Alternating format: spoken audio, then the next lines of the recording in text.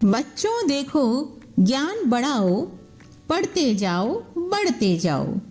शिक्षा दर्शन। जी हाँ, पढ़ाई के साथ मस्ती भी। यह शिक्षा विभाग राजस्थान सरकार द्वारा बच्चों को टीवी के माध्यम से पढ़ाई का अपना एक अनूठा रोचक कार्यक्रम है।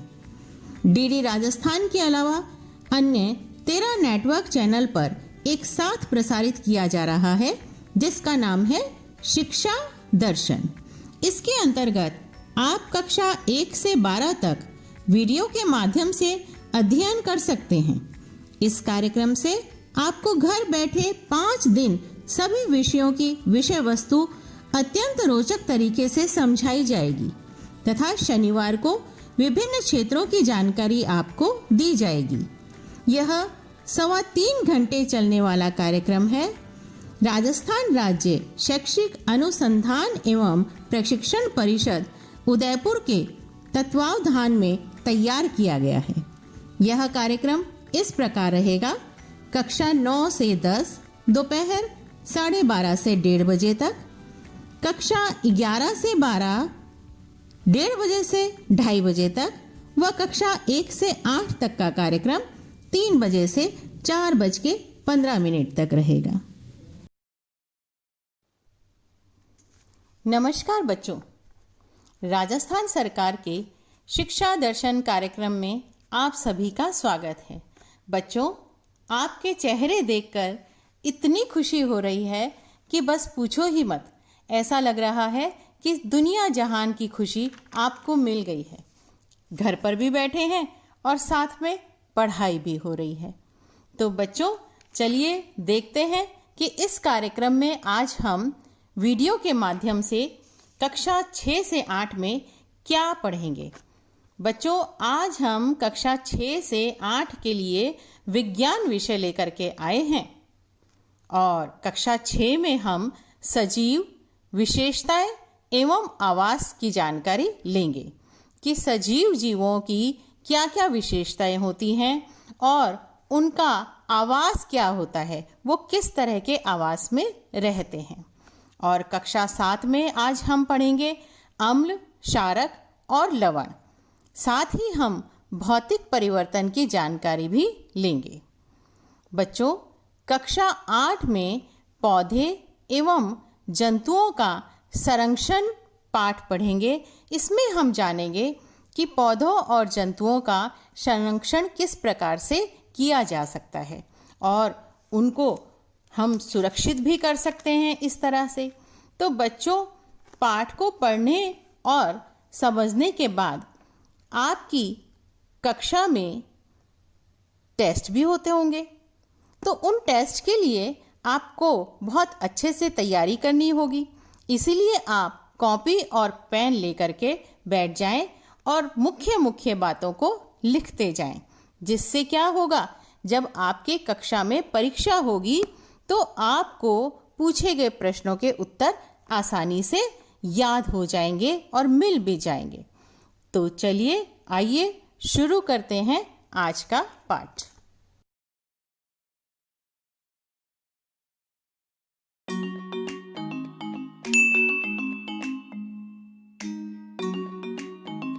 पवन और सोनिया भाई बहन हैं।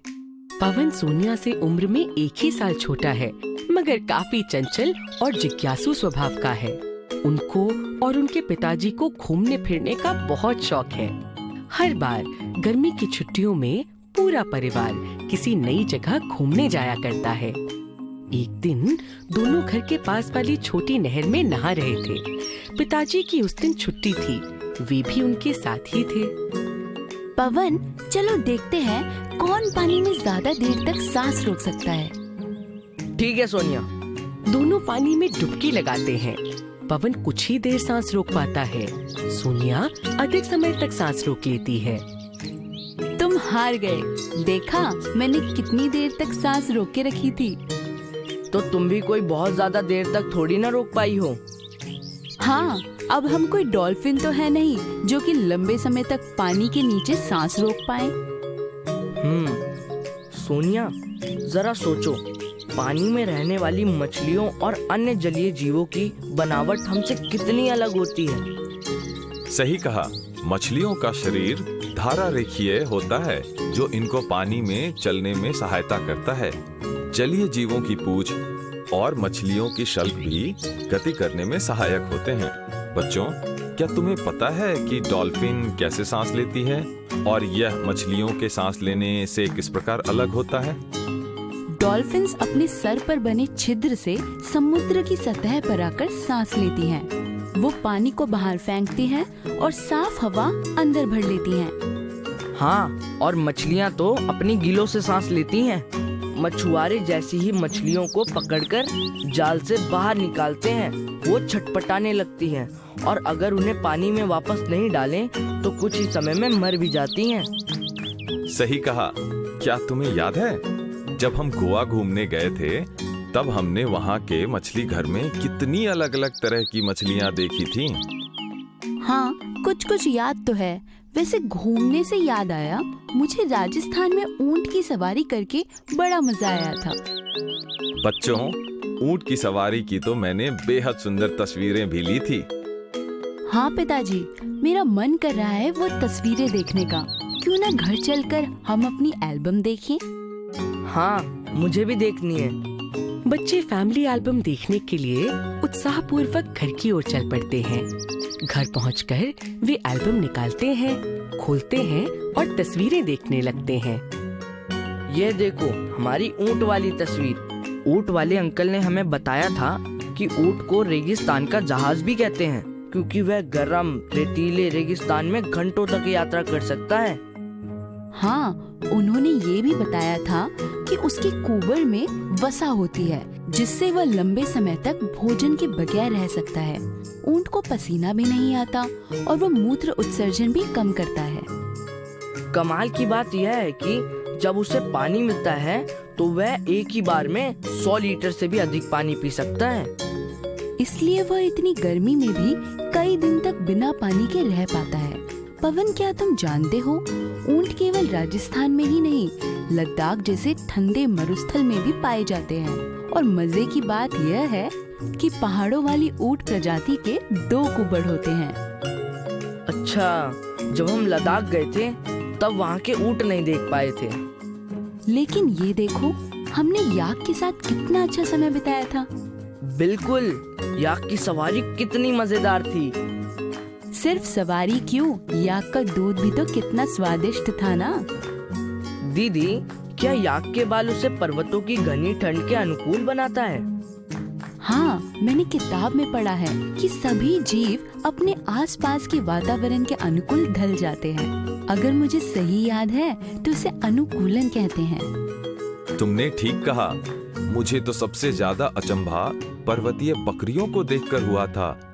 याद है कैसे वो अपने मजबूत खुरों की सहायता से पहाड़ों की ऊबड़ खाबड़ खड़ी ढलानों पर भी दौड़कर चढ़ रही थीं। हाँ, मैं भी चौंक गया था, पर उन्हें देखना मजेदार था। वैसे देखा जाए तो अपने वातावरण के अनुकूल ढलने वाले हर जीव की काबिलियत अचंभित करने वाली है। मैंने एक बार एक रोचक किताब में पढ़ा था कि अमेरिका और कनाडा के अत्यंत ठंडे इलाकों में एक वुड फ्रॉग नाम का मेंढक रहता है। शीत ऋतु में जब सारा वातावरण बर्फ से ढक जाता है तब यह मेंढक भी पूरी तरह जम जाता है। उसके दिल की धड़कन महीनों तक रुक जाती है। ऐसा लगता है कि ये मृत हो, पर ग्रीष्म ऋतु आते ही ये दोबारा जीवित हो उठता है। सच में, यह तो बहुत ही अद्भुत है। मुझे यह तो पता है कि भालू जैसे कई जीव शीत ऋतु में महीनों तक लंबी और गहरी नींद सो जाते हैं और इसके लिए वह ग्रीष्म ऋतु में अत्यधिक भोजन करके अपने शरीर में वसा जमा करते हैं। लेकिन ये मेंढक तो इनसे भी आगे निकला। बच्चों, अगर देखा जाए तो सिर्फ गति करने वाले जीव ही नहीं, पौधे भी अपने वातावरण के हिसाब से ढल जाते हैं। जैसे वर्षावनों की पत्तियां बेहद बड़ी होती हैं ताकि उनकी सतह से अधिक वाष्पोत्सर्जन, जिसे हम इवेपोरेशन भी कहते हैं, वो हो सके। ऐसा इसलिए होता है क्योंकि वहाँ जरूरत से अधिक जल होता है। और मरुस्थल के पौधे? मरुस्थल के पौधों की पत्तियां या तो बिल्कुल छोटी होती हैं या कांटों में बदल जाती हैं, ताकि इनकी सतह से कम वाष्पोत्सर्जन हो। इन पौधों की जड़ें भी जमीन में काफी गहराई तक जाती हैं, ताकि अधिक से अधिक पानी सोख सकें, क्योंकि वहां जल की बहुत कमी होती है। पिताजी, ये सारी तस्वीरें देखकर मेरा मन फिर से कहीं घूमने का हो रहा है। इस बार छुट्टियों में हम कहाँ जाएंगे? ये तुम दोनों बच्चे सोचकर बता देना। अभी भोजन बनाने का समय हो गया है, मैं कुछ अच्छा सा पकाता हूँ। चलिए पिताजी, मैं आपकी मदद करती हूँ। पवन, तब तक तुम सोचो कि हमें कहाँ जाना चाहिए।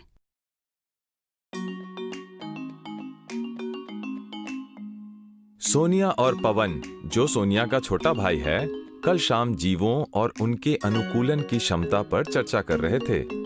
आज दोनों जब खेल रहे थे तो सोनिया के मन में कुछ सवाल आए। उसने सोचा, क्यों न कल की चर्चा को मम्मी और पवन के साथ आगे बढ़ाया जाए। माँ, कल पवन और मैं बात कर रहे थे कि कैसे जीव अपने आसपास के वातावरण के अनुसार ढल जाते हैं। हमने इस प्रसंग में पौधों और जीवों पर चर्चा की थी, लेकिन अब मेरे मन में ये सवाल आया है कि पौधे एक ही जगह पर रहते हैं और हम जैसे जीव इधर उधर घूम पाते हैं। ऐसे ही कुछ निर्जीव वस्तुएं हैं जो कि एक जगह पर टिकी रहती है, पर कुछ ऐसे भी हैं जो गतिवान होते हैं, जैसे कि वायु और जल। हाँ, सही कहा। लेकिन तुम्हारा सवाल क्या है सोनिया? मैं सोच रही हूँ कि वो कौन कौन सी चीजें हैं जो सजीवों को निर्जीवों से अलग करती है। दिलचस्प सवाल है। कुछ चीजें तो आसानी से समझ आ जाने वाली हैं, जैसे जीव वृद्धि करते हैं। हम जन्म के समय कितने छोटे होते हैं और धीरे धीरे बढ़ते जाते हैं और वयस्क हो जाते हैं। पक्षी एवं सरीसृप यानी रेप्टाइल्स जैसे जीव अंडे देते हैं, जिनमें से उनके बच्चे निकलते हैं और बड़े होकर वयस्क हो जाते हैं। पर माँ, ये लक्षण तो पेड़ पौधों में भी होते हैं। एक चीज जो मुझे समझ आ रही है वो ये है कि सभी जीव भोजन करते हैं, जिससे उन्हें ऊर्जा और पोषण मिलता है। हाँ, तो पेड़ पौधे भी तो सजीव होते हैं। पेड़ पौधे तो भोजन का प्राथमिक स्रोत होते हैं, क्योंकि वो प्रकाश संश्लेषण की क्रिया से अपना भोजन स्वयं बनाते हैं। बाकी जीव उन पर प्रत्यक्ष या अप्रत्यक्ष तौर पर निर्भर होते हैं। सोनिया, इस बात से मुझे एक और ख्याल आया। जो जीव भोजन ग्रहण करते हैं, उस भोजन में से कुछ हिस्सा जिसका शरीर उपयोग नहीं कर पाता, उसे जीव मलमूत्र के रूप में उत्सर्जित कर देते हैं। ऐसा सारे सजीव करते हैं। क्या? लेकिन मैंने पेड़ पौधों को मलमूत्र उत्सर्जित करते हुए तो कभी नहीं देखा। पेड़ पौधे अपने अपशिष्ट पदार्थ दूसरे तरीके से उत्सर्जित करते हैं। अपशिष्ट पदार्थ उनके कुछ भागों, जैसे कि उनकी छाल और पत्तियों में जमा हो जाते हैं। जब ये अपशिष्ट पदार्थ ज्यादा हो जाते हैं, तो पेड़ पौधे अपनी पत्तियां और छाल झाड़ देते हैं। अच्छा, इसका अर्थ है कि सभी जीव भोजन एवं उत्सर्जन दोनों करते हैं। सोनिया, कल हम पानी में सांस रोककर देख रहे थे ना, हम जीव सांस भी तो लेते हैं। अलग अलग जीवों के सांस लेने के तरीके अलग हो सकते हैं। हाँ, हमने जाना कि स्थलीय जीव नथुनों से और मछलियाँ गिल्स से तथा डॉल्फिन्स अपने सर के छिद्र से सांस लेती हैं। इसके अलावा कुछ जीव अपनी त्वचा से भी सांस लेते हैं, जैसे कि केंचुआ। और कुछ जीव जैसे मेंढक पानी और जमीन दोनों पर सांस ले सकते हैं। पानी में वो अपनी त्वचा से और जमीन पर अपने नथुनों से सांस लेते हैं। हाँ, और ये भी दिलचस्प बात है ना कि पेड़ पौधे दिन और रात में अलग अलग तरह से सांस लेते हैं। दिन में वह जब प्रकाश संश्लेषण करते हैं, तब ऑक्सीजन उत्पन्न होता है। वह अपनी जरूरत के ऑक्सीजन इस्तेमाल कर बाकी पर्यावरण में छोड़ देते हैं। जबकि सूर्य अस्त हो जाने के बाद प्रकाश संश्लेषण नहीं हो पाता, तो पेड़ पौधे ऑक्सीजन अंदर लेकर कार्बन डाइऑक्साइड बाहर छोड़ते हैं। ये सब काफी अद्भुत है ना। दुनिया में कितने प्रकार के अद्भुत जीव होते हैं और इनमें कितनी विविधताएं होती हैं। तुम सही कह रही हो। लेकिन इन विविधताओं के साथ साथ कई समानताएं भी होती हैं।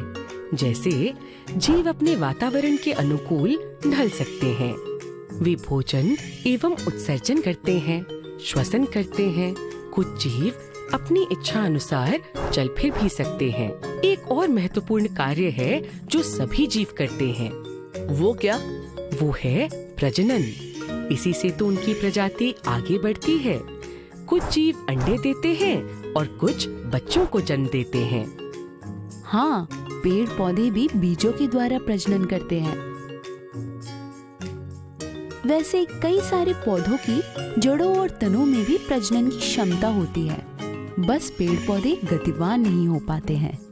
गतिमान होना जीवों के अनेक गुणों में से एक है, पर सिर्फ गतिमान होने से कोई भी वस्तु सजीव नहीं हो जाती। उनमें बाकी गुण जैसे सांस लेना, प्रजनन आदि क्षमता होनी चाहिए। तभी वायु और जल भी गतिमान होकर भी निर्जीव है। क्या खूब समझ आया, धन्यवाद माँ। सचमुच हमारी दुनिया में वाकई बहुत विविधता है। हमने तो केवल कुछ ही जीवों पर चर्चा की है। वर्षावनों, जलाशयों, मरुस्थलों और घास के मैदानों में कितने ही जीव रहते हैं जिनके बारे में हम जानते ही नहीं। और कितने सारे सूक्ष्म जीव भी तो हैं जो हमारे आसपास की हवा, मिट्टी, भोजन, यहाँ तक कि हमारे शरीर में भी रहते हैं। हाँ, और अभी हमने जिन गुणों की चर्चा की है उनकी सहायता से हम समझ पाए हैं कि सजीव निर्जीवों से किस प्रकार भिन्न होते हैं। ये सब बहुत ही रोचक है। हमें इस बार की छुट्टियों में किसी ऐसी जगह घूमने चलना चाहिए जहाँ हम ढेर सारे अद्भुत जीवों को देख सके। इसलिए मैंने सोचा है कि इस बार गर्मी की छुट्टियों में घूमने के लिए केरल के वर्षावनों में जाएंगे। हाँ, ये अच्छा आइडिया है। मैं भी कल यही सोच रहा था कि कहाँ जाना चाहिए। मुझे भी ये प्लान अच्छा लग रहा है। वर्षावनों में हमें ढेर सारे अद्भुत जीव देखने को मिलेंगे। अरे वाह, फिर तो हर बार की तरह बड़ा मजा आएगा।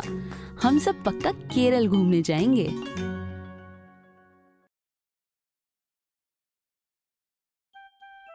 अम्ल, क्षारक और लवण भाग 3।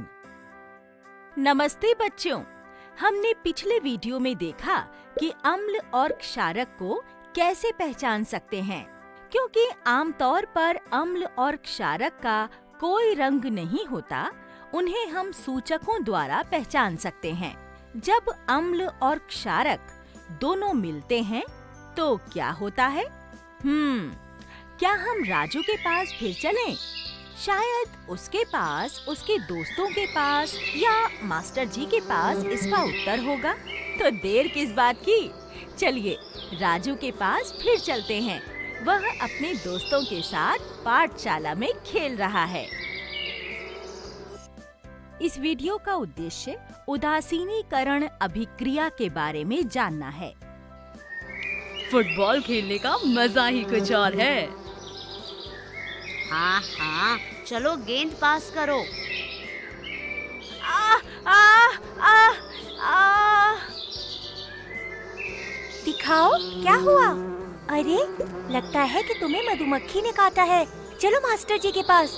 राजू, मोहन, रमा, रिंकू को मधुमक्खी ने काटा है। मैं रिंकू को सर के पास ले जा रही हूँ। सर, सर, रिंकू को मधुमक्खी ने काटा है। ओहो रिंकू, तुम रोना नहीं, मैं तुरंत घाव पर बेकिंग सोडा लगा दूंगा। सीता, तुम सिर्फ उसका हाथ पकड़ दो। सर, आप क्या कर रहे हैं? यह बेकिंग सोडा और पानी का लेप है। रिंकू, अपना हाथ दिखाओ, इससे तुरंत आराम मिलेगा। सर, मैं अब थोड़ी ठीक हूँ। क्या मैं घर जाकर आराम कर सकती हूँ? हाँ रिंकू, तुम घर चले जाओ। तुम कुछ ही घंटों में ठीक हो जाओगे। अगर सूजन और दर्द कम नहीं होता है तो डॉक्टर को जरूर दिखाना। ठीक है सर। सीता, तुम रिंकू के साथ जाओ। ठीक है सर। सर, बेकिंग सोडा मधुमक्खी के डंक की दवा कैसे बन सकता है?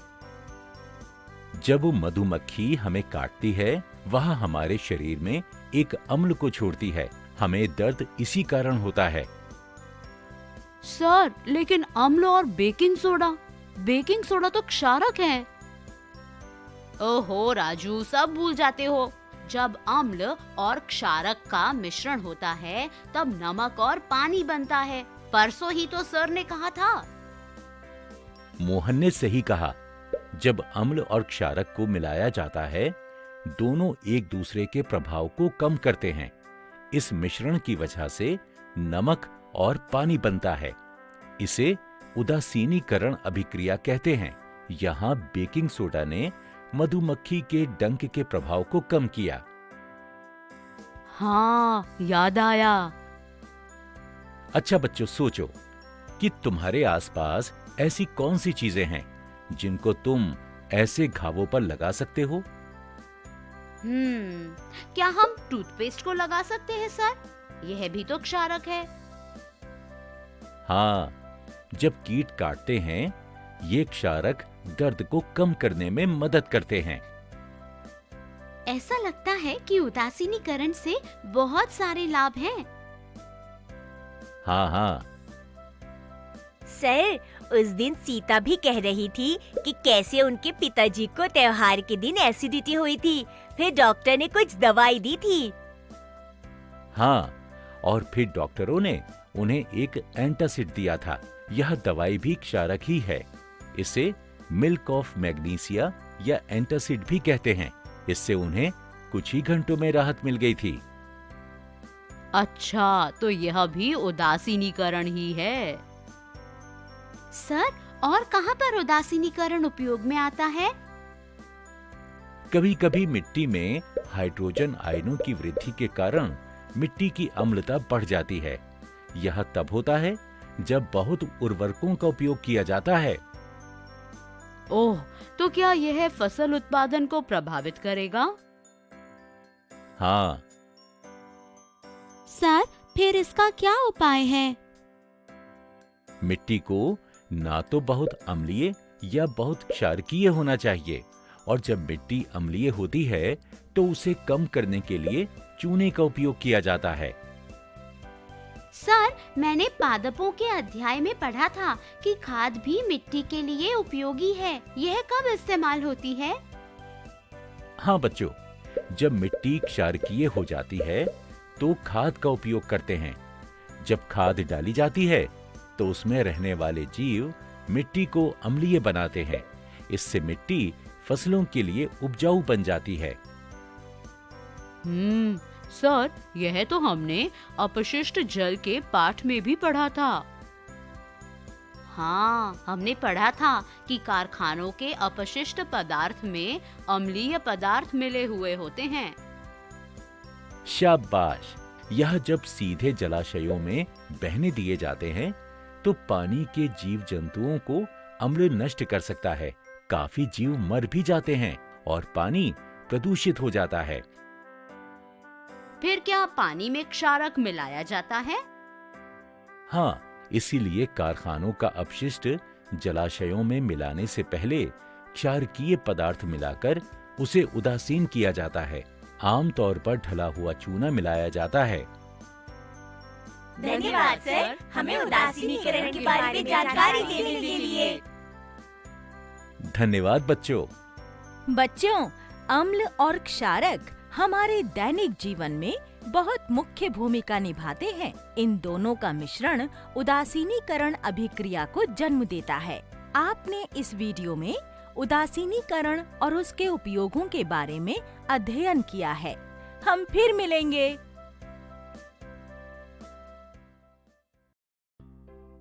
भौतिक परिवर्तन। बच्चों, आपको पता है कि ठोस, तरल, गैस पदार्थों या मैटर की 3 अवस्था हैं। आग, पानी, फल, सब्जी, वाहन सभी द्रव्य हैं। द्रव्य स्थान ग्रहण करता है और हर जगह व्याप्त है। द्रव्य या तो भौतिक रूप से या रासायनिक रूप से परिवर्तित होता है। इस वीडियो में हम भौतिक परिवर्तन के बारे में जानेंगे। आइए हम इस विषय के बारे में और जानकारी प्राप्त करने के लिए बिहार के एक गांव में चलते हैं। वहाँ हम रमा और बाबू से मिलेंगे। रमा, रमा, जरा चूल्हे को बंद कर दो। बहुत देर से पानी उबल रहा है। पिताजी को चाय देनी है। माँ, इस बर्तन से तो पानी गायब ही हो गया। लग रहा है कि शायद पानी कुछ ज्यादा देर तक उबल गया। चलो, मैं पानी और उबालने रखती हूँ। पिताजी को चाय जो देनी है। अरे हाँ दीदी, पानी कहाँ गया? गायब हो गया क्या? पानी आकर गया कहाँ? समझाओ ना। बाबू, इधर आओ और बैठो। मैं समझाती हूँ। पानी भाप बन गया और वातावरण में मिल गया। एक उदाहरण देती हूँ। सूरज की गर्मी के कारण तालाबों, नदियों, समुद्रों आदि से पानी वाष्प बनकर उड़ जाता है और बादल बन जाता है। हवा के कारण बादल पहाड़ से टकराते हैं या उनमें पानी की बूंदों के कारण भारी हो जाते हैं और बारिश बनकर नीचे आते हैं। अच्छा, ये सब कैसे होता है? आओ, मैं विस्तार से समझाती हूँ। मैं एक बर्फ का गोला ले आती हूँ।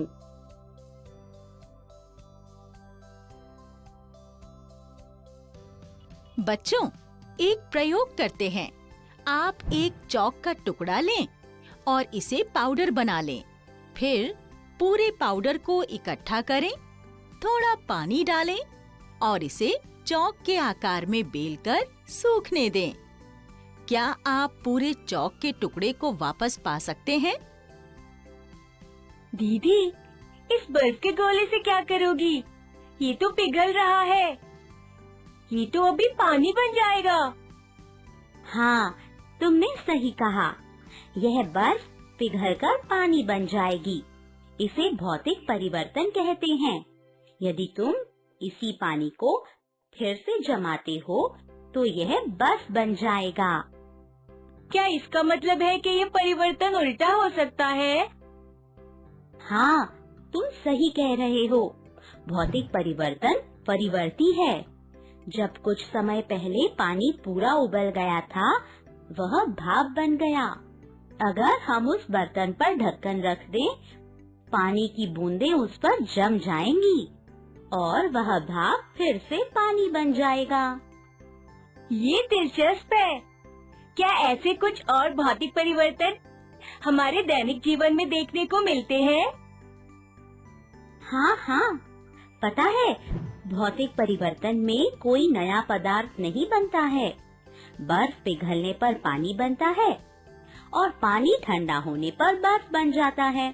क्या तुम ऐसे परिवर्तन का एक और उदाहरण दे सकते हो? मुझे सोचने दो। याद रखना कि भौतिक परिवर्तनों में किसी पदार्थ का रंग, आकार, पदार्थ की स्थिति बदल सकती है। हाँ, मुझे याद आया।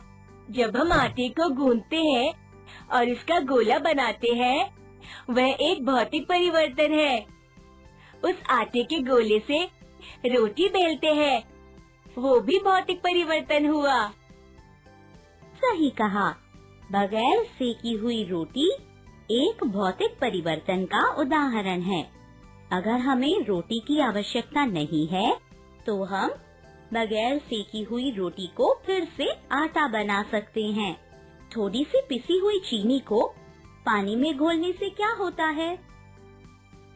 वह घुल जाती है। ये भौतिक परिवर्तन होता है। इससे कुछ नया पदार्थ नहीं बनता है। अगर कागज फट जाता है और कई हिस्सों में बंट जाता है, परिवर्तन जरूर होता है, लेकिन द्रव्यमान में कोई बदलाव नहीं होता। यदि हम सभी फटे हुए कागजों के टुकड़ों को जोड़ेंगे, तो उनका द्रव्यमान मूल कागज के समान होगा। काफी मिश्रण भौतिक परिवर्तन के उदाहरण हैं। जैसे पानी में नमक मिलाने से वह एक मिश्रण बनता है और वह ठंडा होने पर नमक और पानी अलग अलग हो जाता है। अरे वाह, तुम्हें तो जल्दी समझ आ गया। भौतिक परिवर्तन ज्यादातर अस्थायी होते हैं। ऐसे हम कई भौतिक परिवर्तनों को हर दिन देखते हैं। दीदी, एक मजेदार बात बताऊं? जब मेरे बाल बढ़ जाते हैं, तब मैं नाई के पास जाकर बाल कटवाता हूँ। यह भी भौतिक परिवर्तन है। मेरे बाल छोटे हो जाते हैं और समय के साथ बाल वापस बढ़ जाते हैं। सही कहा।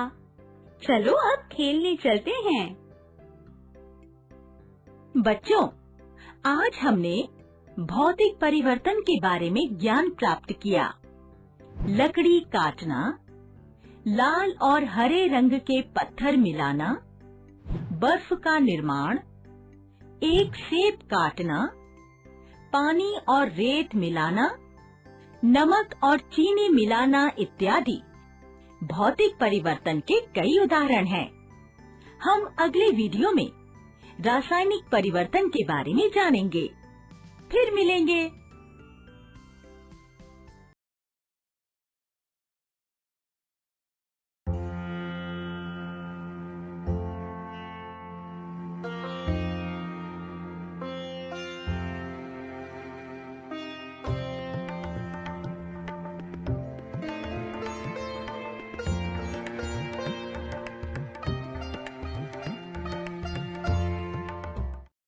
सानिया एक 13 साल की 8वीं क्लास में पढ़ने वाली लड़की है, जिसे नई नई चीजों के बारे में जानना पसंद है।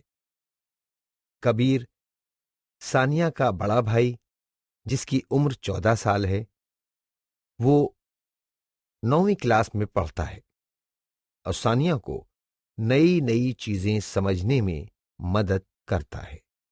मम्मी जी, सानिया की मम्मी, जिनकी उम्र लगभग 40 साल है, जो कि शहर में रहती हैं, वो सानिया को नई चीजें खोजने, जानने में मदद करती हैं।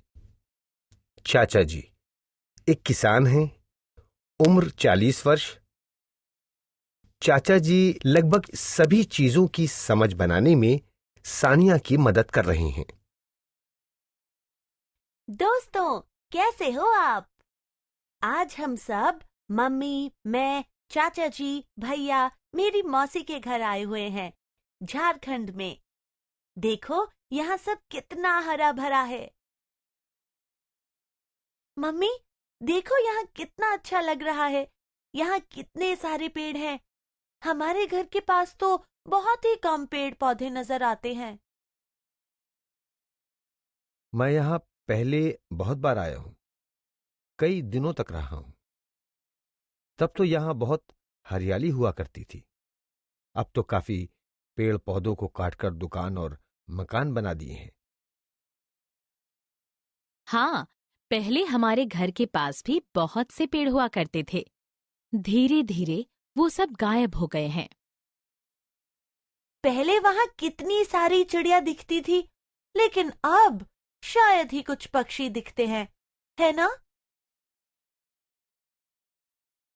जब पेड़ पौधे ही नहीं तो पक्षी कैसे रहेंगे? चाचा जी के गांव में पेड़ पौधे हैं, तो वहां इतने पक्षी भी दिखते हैं।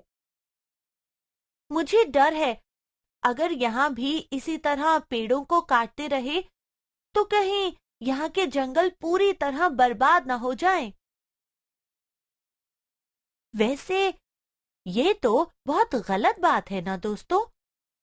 कभी फर्नीचर बनाने के लिए, घर बनाने के लिए, तो कभी ईंधन के लिए हम अपनी जरूरतों के लिए लगातार पेड़ों को काटते जा रहे हैं। आप इस बारे में क्या सोचते हैं? तुम्हें पता है कई बार जंगलों में आग भी लग जाती है। कभी बाढ़, भूकंप जैसी आपदा से जंगल बर्बाद हो जाते हैं। इसका मतलब प्राकृतिक कारणों से भी जंगलों की बर्बादी होती है ना? सानिया, तुम जानती हो ना कि जंगलों के विनाश से क्या-क्या समस्याएं हो सकती हैं? पौधों के बिना ऑक्सीजन की मात्रा कम होगी और हमारा श्वास लेना भी मुश्किल हो जाएगा। वायु प्रदूषण भी बहुत बढ़ जाएगा। बिल्कुल सही। पेड़ों की कटाई से हवा में कार्बन डाइऑक्साइड बहुत बढ़ जाएगी। तुम्हें पता है ना, इसके बहुत अधिक बढ़ जाने से क्या होगा? क्या होगा भैया? तुमने पढ़ा होगा कि पौधे अपना भोजन कैसे बनाते हैं। चलो देखते हैं कि तुम्हें उसके बारे में क्या-क्या याद है। तो बताओ, पौधे को अपना भोजन बनाने के लिए कौन सी गैस की जरूरत होती है? कार्बन डाइऑक्साइड की जरूरत होती है। शाबाश सानिया। अब सोचो कि अगर इस कार्बन डाइऑक्साइड का इस्तेमाल करने वाले पेड़ ही नहीं रहे तो क्या होगा? कार्बन डाइऑक्साइड की मात्रा बढ़ती चली जाएगी। हाँ, और इसकी मात्रा बढ़ने से पृथ्वी का तापमान भी बढ़ता जा रहा है। ओह, अच्छा, ये तो विश्व उष्णन यानी ग्लोबल वार्मिंग वाली बात है ना भैया? मैंने इसके बारे में पढ़ा था। हाँ, सही कहा। चाचा जी, आपने गांव में फसल के बारे में बताया था कि पौधों की जड़ें भूमि से जल सोखती हैं। पेड़ नहीं होंगे तो जमीन के नीचे मिट्टी में नमी नहीं रहेगी। इससे तो आपको बहुत समस्या होती होगी, है ना? बिल्कुल। इससे मिट्टी का उपजाऊपन खत्म हो जाता है क्योंकि भूमि में जल बहुत ही कम हो जाता है। आओ मैं तुम्हें दिखाता हूं। यह है मिट्टी। इसमें कोई पेड़ पौधा नहीं। ये इस मिट्टी में ये पौधे लगे हैं। अब तुम दोनों बारी बारी से तेजी से पानी डालकर देखो क्या होता है।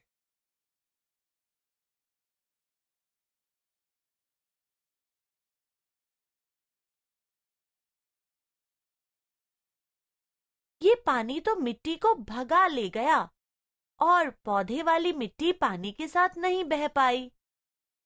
तो क्या इसका मतलब यह है कि पौधों की जड़ें तेज हवा में भी मिट्टी को जकड़ कर रखती हैं? बहुत सही कहा सानिया।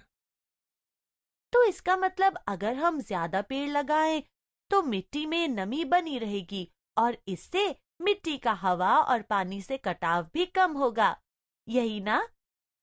दोस्तों, ये तो मृदा अपरदन वाली बात हुई ना। इसके बारे में हमने कक्षा 7वीं में पढ़ा था। मृदा अपरदन में जल भूमि की ऊपरी मृदा के कणों को बहा ले जाता है। सान्या, तुम्हें पता है कि वनों के विनाश के कारण ही बाढ़ और सूखा जैसी आपदाएं भी आती हैं? हाँ, वनों की कटाई से बारिश पर भी असर पड़ता है। बारिश में कमी होती है। वनों की कटाई से एक ओर जहां वर्षा में कमी आती है तो दूसरी ओर बाढ़ आती है। यह कैसे संभव हो सकता है?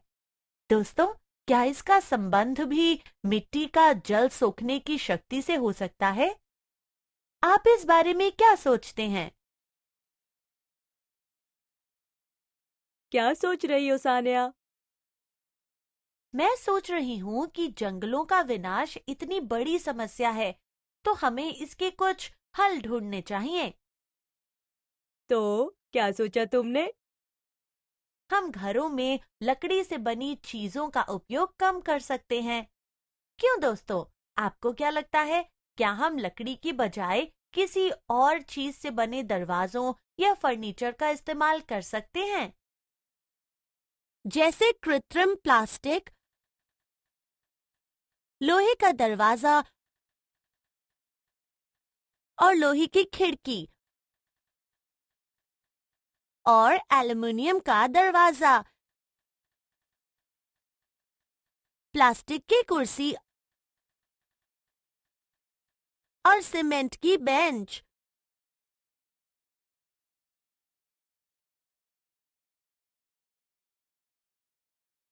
तुम जानती हो, कागज भी पेड़ों को काट कर ही बनते हैं। फिर तो मैं कागज की बचत जरूर करूंगी। भैया, क्यों ना हम कागजों का दोबारा इस्तेमाल करें?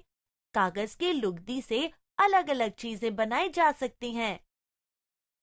अच्छी बात है, हम अपने घर में भी यह करेंगे। लेकिन सिर्फ ऐसा करने से ही पेड़ों की रक्षा तो नहीं हो सकती। बाकी चीजों के लिए तो लोग वनों को काटेंगे ही। इसका तो एक ही हल हो सकता है कि हम जितने पेड़ों को काटते हैं उससे अधिक नए पेड़ों को लगाते रहें। आप क्या सोचते हैं भैया?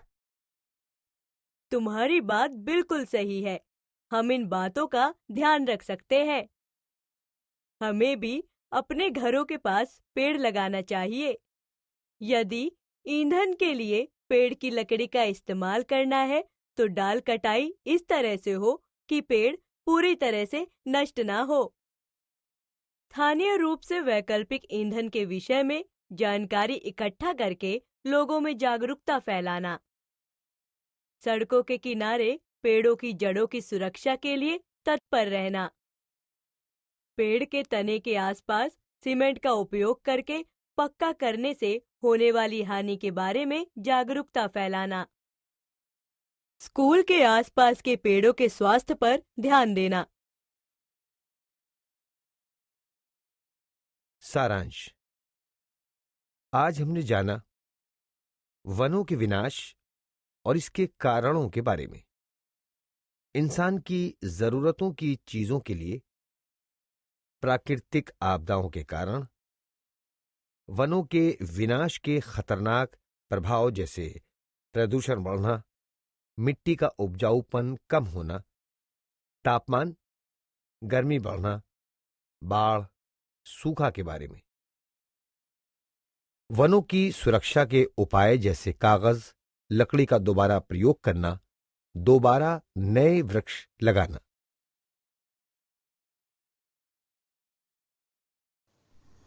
बच्चों, लगता है आपको विज्ञान विषय बहुत अच्छे से समझ आ गया है। बिल्कुल सही समझा है हमने, क्योंकि विज्ञान विषय यदि वीडियो के माध्यम से पढ़ा जाए तो बहुत अच्छे से समझ आता है। तो बच्चों, आज हमने कक्षा 6 से 8 में विज्ञान विषय का वीडियो के माध्यम से अध्ययन किया। तो देखते हैं पुनः कि आज हमने क्या क्या पढ़ा। कक्षा 6 विज्ञान में हमने पढ़ा सजीव, विशेषताएं एवं आवास। और कक्षा 7 की विज्ञान में हमने पढ़ा अम्ल, क्षारक और लवण। और साथ ही हमने भौतिक परिवर्तन की जानकारी भी ली। और बच्चों, कक्षा 8 में पौधे एवं जंतुओं का संरक्षण पढ़ा। तो बच्चों, आपको विज्ञान विषय बहुत अच्छे से समझ आ रहा होगा और वीडियो के माध्यम से तो विज्ञान पढ़ने में आनंद ही आ गया होगा। तो चलिए देखते हैं कि कल हम क्या पढ़ेंगे। बच्चों, कल हम कक्षा 6 में गति एवं दूरी का मापन पढ़ेंगे और कक्षा 7 में भौतिक परिवर्तन का अध्ययन करेंगे। कक्षा 8 में जहां हम पढ़ेंगे पौधे एवं जंतुओं का संरक्षण और इसके साथ ही घर्षण की जानकारी भी लेंगे। तो बच्चों, कल के लिए तैयार होकर के आइए पढ़ने के लिए।